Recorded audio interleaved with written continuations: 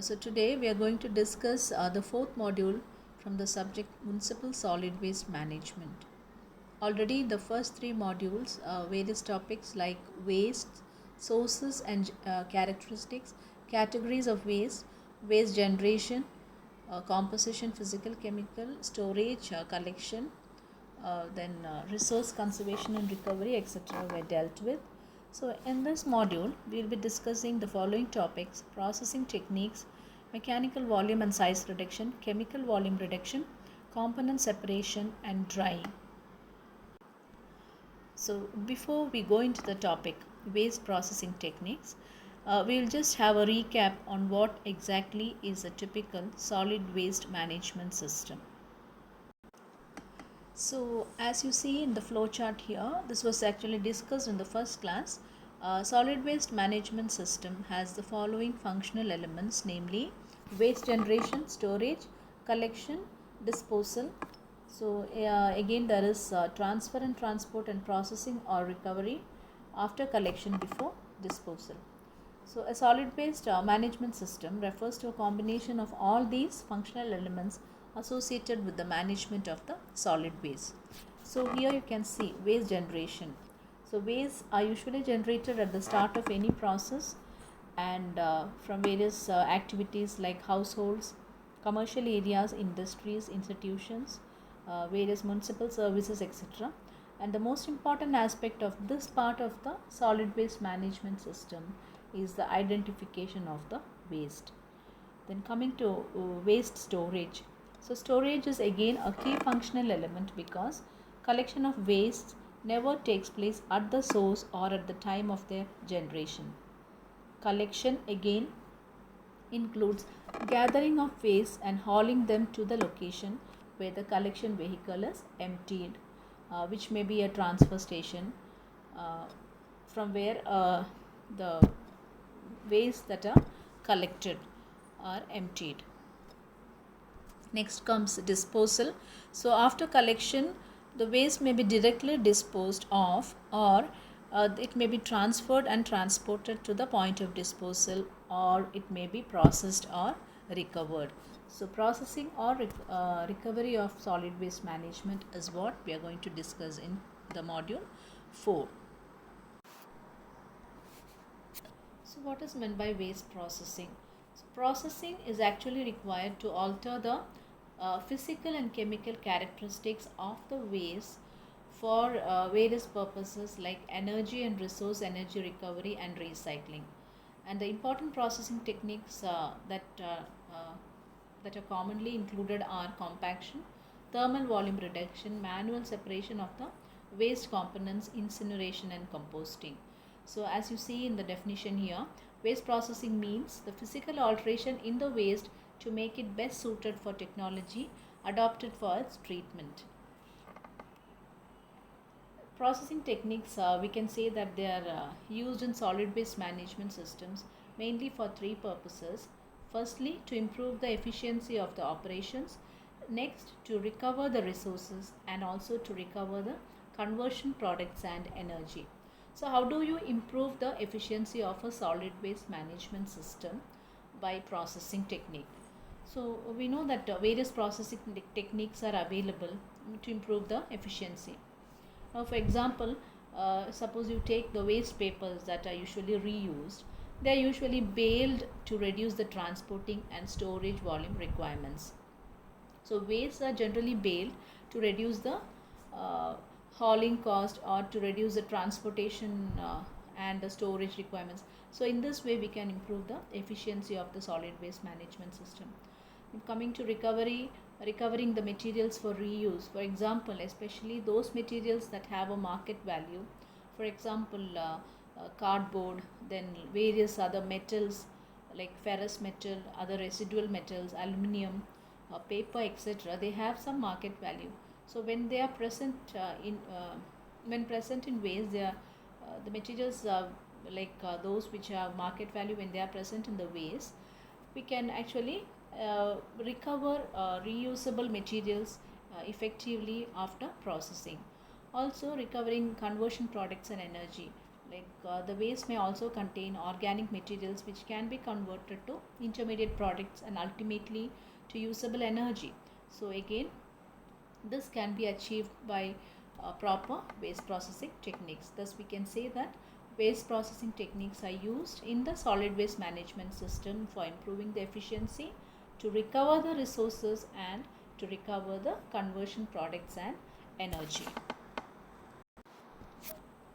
So these are the three ways by which the volume reduction for solid waste management is effected, namely mechanical volume reduction, thermal volume reduction and chemical volume reduction. So we'll see each of it. So firstly, mechanical volume reduction. So mechanical volume and size reduction is actually an important factor in the development and operation of any solid waste management system. And here the main purpose is to reduce the volume and size of the waste as compared to the original form of the waste, so that waste of uniform size are produced.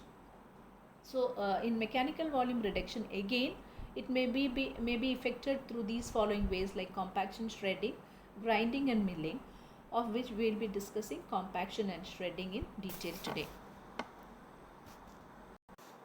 So compaction, the term is already familiar to you all. So in this concept, compaction actually means, or it refers to the densification of the waste in order to reduce their volume. And so the main purpose of mechanical volume reduction by compaction is to reduce the volume and size of the waste as compared to its original form.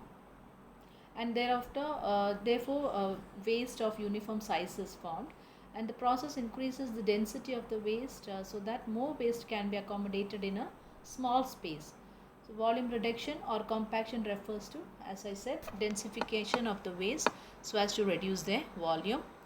And the main benefits of compaction is that it reduces the quantity, as already mentioned, it reduces the quantity of the materials to be handled at the disposal site. So large quantity of waste, when it is properly compacted, we can in effect reduce the volume of the material, so it can be easily handled at the disposal site. Then again, the efficiency of the collection and disposal of the waste can also be considerably increased. Then it also increases the life of the landfills, and also it is economically viable waste management system. So what are the various equipments that are used for compaction? So based on the mobility, we can, that is whether it is movable or whether it is stationary, based on the mobility, we can categorize the compaction equipments into two categories, namely stationary equipment and movable equipment. So as the term, as it is self-explanatory, a stationary equipment is that in which the wastes are actually brought to the equipment and it is loaded either manually or mechanically, and then compaction is effected. Whereas movable equipment are those which has a wheel and which can be tracked. Especially such equipments are used in the landfill. They are more commonly used in landfills, and it represents a wheeled and tracked equipment and are used to place and compact solid waste. So here it is defined. Stationary equipments, it represents equipment in which wastes are brought to and loaded into either manually or mechanically. And a movable equipment represents the wheeled and tracked equipment used to place and compact the solid waste. So this is a typical, this shows an example, a figure or a stationary compactor. So it is kept stationary and the waste is actually brought to the equipment, and then it is filled or loaded into the equipment for effecting compaction, and this is done either manually or mechanically. Then you have a movable equipment, which represents a wheeled and a tracked equipment, and this is used to place and compact the solid waste. So this, as I told earlier, they are normally used in a sanitary landfill. As you see in the figure, it is directly moved over a sanitary landfill after the landfilling is done, the equipment is brought there and it is wheeled or moved over the waste to effect compaction. So it is also called as a landfill waste compactor, and the stationary one is called as a stationary compactor. Now, what are the factors to be considered for selection of a compaction equipment? So we see that, so as you see here, the various factors for selection of a compaction equipment, it depends upon the characteristics such as the size, composition, the moisture content and bulk density of the waste that is to be compacted. It also depends on the method of transferring and feeding the waste to the compactor and the process of handling. So again, it depends upon the design characteristics such as the size of loading, loading the chamber, the compaction pressure, compaction ratio, etc. Then operational characteristics such as energy requirements, routine and specialized maintenance requirements, simplicity of operation, reliability, noise output, and air and water pollution control. So these are all the various factors based on which the selection of a compaction equipment is made. So that's about compaction. Now the second method, that is shredding method of mechanical volume or size reduction. So here again, shredding is required for converting the large sized waste into smaller pieces. That the word itself means to shred. To shred the waste means to reduce the size of the waste. So size reduction actually helps in obtaining the final product in a reasonably uniform and considerably reduced size in comparison to the original form, and this is the main reason why shredding is also done. And these are the various equipments that are used for shredding, namely a hydropulper, a hammer mill, chipper, grinder, shredder, jaw crusher, etc. So hydropulper.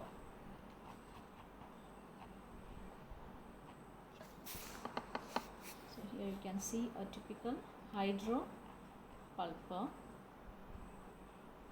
So in the hydropulper, what we do is the solid waste and the recycled water are added to this pulper, and as you can see, there is a high speed cutting blade. There are high speed blades, cutting blades that are mounted on a rotor at the bottom of the unit, and this converts the pulpable materials into a slurry with a solid content varying from 2.5 to 3.5 percentage. So metal, tin, can and other non-pulpable materials will be removed from this. So this is a typical hydropulper which is used for shredding of the wastes.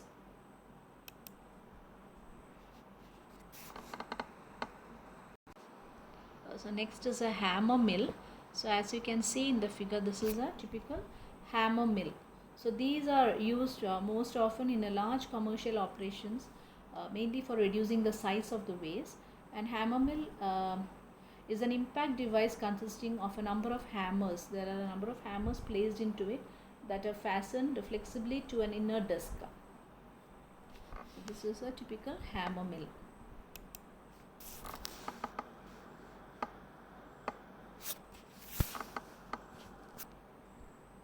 So they are used most often in large commercial operations. Now next is a shredder.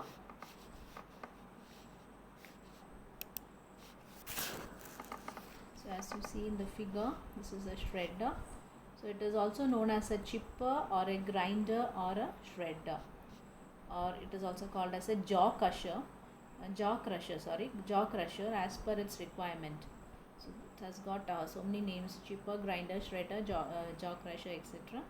And in this case, the waste is shredded as per the required size for the treatment technology. Again, here as you can see in the figure, the waste will be shredded as per the requirement. So that's about the mechanical volume reduction. Now coming to thermal volume reduction. So thermal processing, it is actually the conversion of the waste into gaseous, liquid and solid production with or without the energy valorization. And the main objectives of thermal volume reduction are to destroy the organic components of waste, especially the dangerous ones, reducing their volume, and then to obtain solid or gaseous inert products.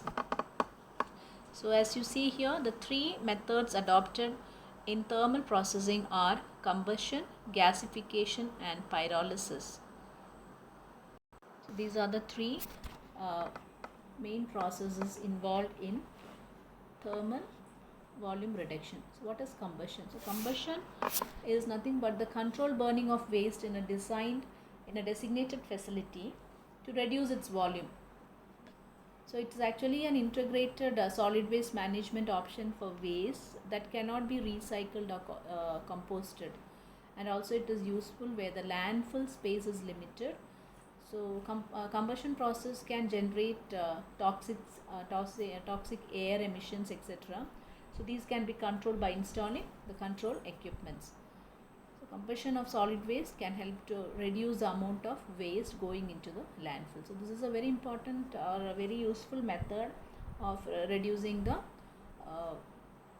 amount or volume of the waste, the thermal volume reduction by combustion. As I told you, it is a controlled burning of the waste in a designated facility to reduce its volume, and in some cases it also generates electricity.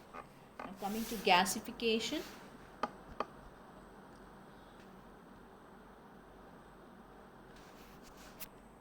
Before that, what is pyrolysis?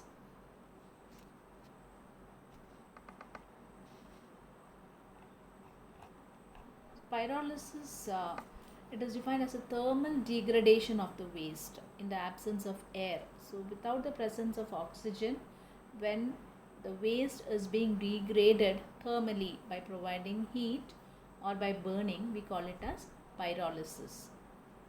So it usually produces products like which we call as char, and in this case we are using or even for example wood can be converted into charcoal, etc. All this comes under pyrolysis. Then again gasification. Gasification is another important method by which thermal reduction of the volume of the waste is effected. So thermal gasification of municipal solid waste management it's a chemical process, and it generates a gaseous fuel rich product, and this product can then be combusted in a boiler producing steam for power generation. Most of the methods adopted for processing of waste in thermal method is found useful for reuse or recovery.